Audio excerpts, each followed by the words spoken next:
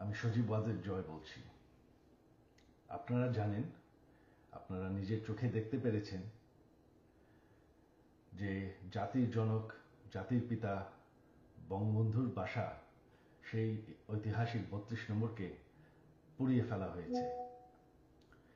এই প্রটেস্টার তো বলবো না, এই মব জাতির পিতার বাসাকে পুড়িয়ে ফেলায়।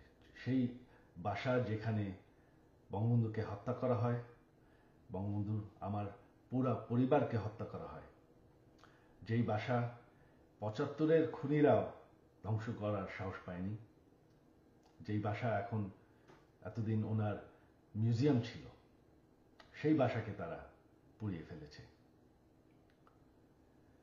বঙ্গবন্ধু একটি দলীয় বিষয় না, বঙ্গবন্ধু হচ্ছেন জাতির পিতা। বঙ্গবন্ধু না থাকলে আজকে আমরা বাংলাদেশ হতাম না, আজকে আমরা পাকিস্তান হয়ে থাকতাম।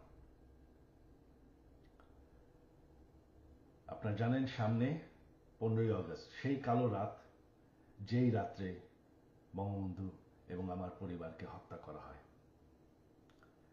আমার আহ্বান বাঙালি জাতির কাছে যে আপনারা যদি স্বাধীনতার চেতনায় বিশ্বাস করেন, আপনারা যদি বাংলাদেশকে ভালোবাসেন, আর এই যে বাংলাদেশে বাস করছেন, এটাকে মেনে নেন যে বঙ্গবন্ধু আপনাদেরকে স্বাধীনতা দিয়েছে, আমাদেরকে স্বাধীনতা দিয়েছে।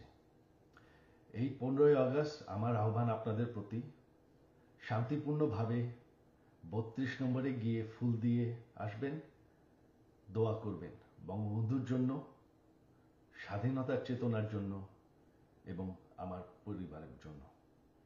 এই হলো আমার আহ্বান আপনাদের প্রতি।